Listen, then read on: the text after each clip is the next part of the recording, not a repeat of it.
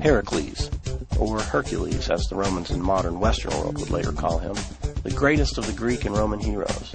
He claimed to be the son of a mortal and a god. He said to have performed wondrous feats, and he said that after his death, he would ascend to the heavens to join his father. Now, these are some pretty bold claims. There's several ways to consider Hercules. One possibility is that Hercules didn't do these things, but he really thought he did. If that's the case, he was insane. A second possibility is that he didn't do these things, and he knew he didn't. But a third possibility is that he really did do these things. Therefore, he really was the son of the most powerful god. So you need to make a choice among three things. Hercules was either a fibber, a fruitcake, or a frickin' god. There's a whole series of arguments by followers of Hercules that use various texts and stories I won't get into to show you that Hercules was neither a fibber nor a fruitcake. Therefore, Hercules is a frickin' god. Christians and atheists watching this right now are in total agreement. This logic is this. It's incomplete, right? The problem lies in the first premise. Obviously, those can't be the only three possibilities. Hey, maybe Hercules didn't exist. Let's replace Hercules with another person born of a mortal with a god as a father. This argument, referred to as liar, lunatic, or lord, was first made popular by Christian apologist C.S. Lewis, the guy who wrote the Chronicles of Narnia. The poor man's Lord of the Rings. His liar, lunatic, or lord trilemma is the response when people say that Jesus was a great moral teacher, but not the Son of God. They make this the first premise, and then through a series of arguments, they say Jesus was neither a liar nor a lunatic, therefore Jesus is Lord. Christians love to set up these false boundaries in point number one, and then they draw you in and argue the hell out of the second premise, but I don't even want to go that far. The first premise fails for Jesus just like it fails for Hercules. These are not the only three possibilities, and I don't want to even argue that Jesus did not exist. I want to argue here that there's another cute and catchy little L word to add to this choice. And like always, I want to use the Bible to make my point.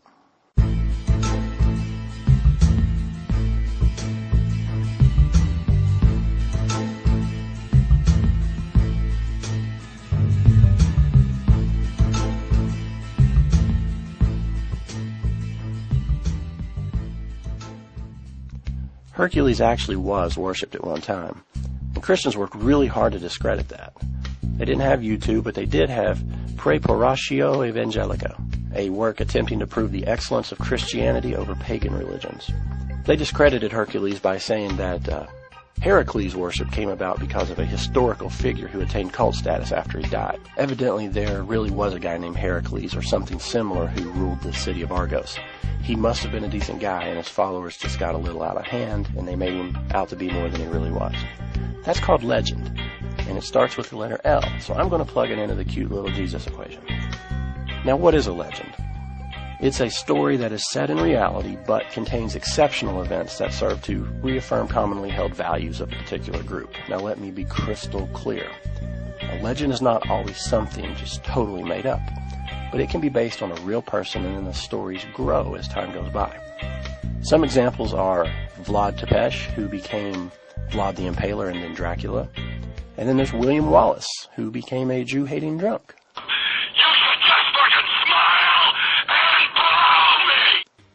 Seriously, though, this evolution is exactly what happens with Jesus in the New Testament. Now, the New Testament is not a novel with a series of chapters written by the same person. It's a collection of different books written at different times by various authors living in different countries, maybe even different languages. Today, it generally consists of 27 of those books.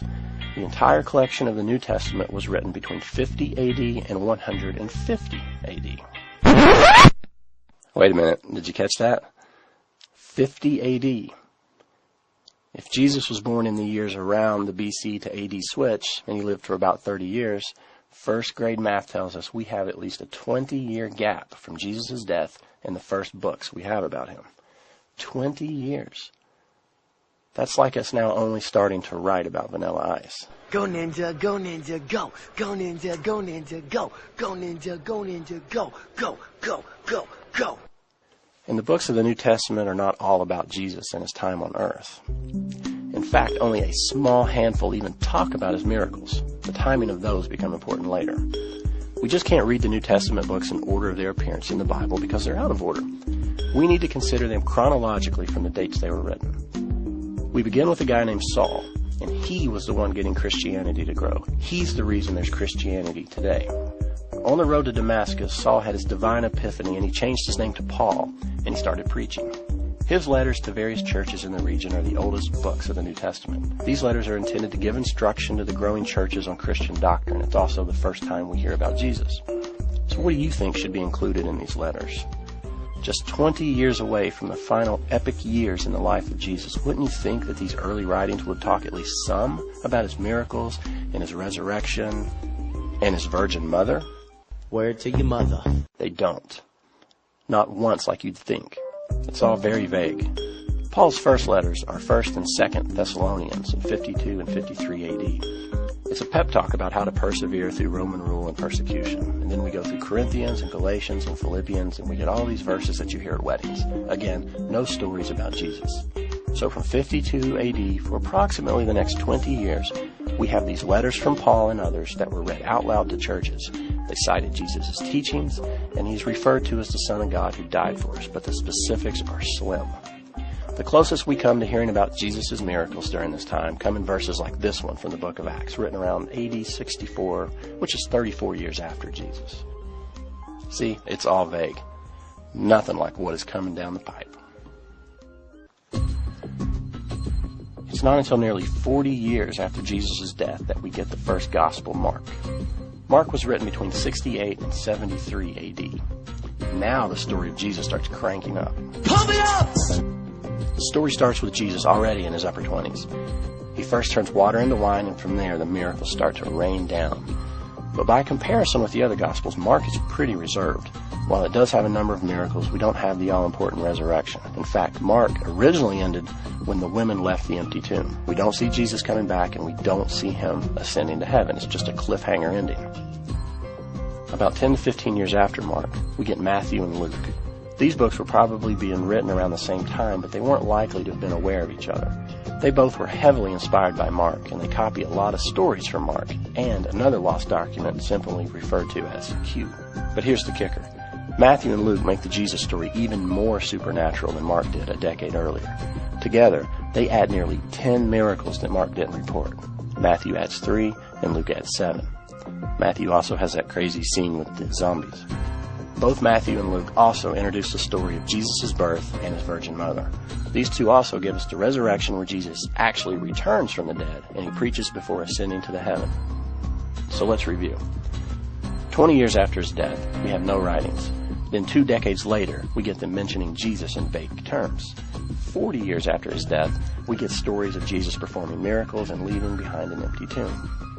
55 years after his death, when there were probably next to 0 surviving adults from the time of Jesus, we have a much more supernatural story with new miracles, virgin births, and bodily resurrections. The last gospel we get is John. It was written over a period of time, being finished probably between 100 and 110 AD. The Gospel of John is different from the others. Where the synoptic Gospels share a lot of text, John is about 90% unique. It's really new and improved. John also presents the highest level of supernatural claims, or Christology. Scholars consider John as more theological and less historical than the other 3. This is where we get the phrases like Lamb of God, Bread of God, Light of the World, and this annoying verse that we see at every football game ever played. So after upwards of 80 years, through an evolution that you can follow using the believer's own letters and books, we end up with this supernatural divine being who is the path and the gatekeeper to eternity. This is exactly how we'd expect legends to grow. They start simple, perhaps based on a real person. The person becomes lifted above all others and is made an example. Then it becomes like a big fish story, where the fish gets bigger with each telling. If enough decades go by, the story will have totally changed and the characters will no longer be recognizable. If you're still not convinced and you want to argue that there's not enough time for a legend to develop, let me part with a modern example.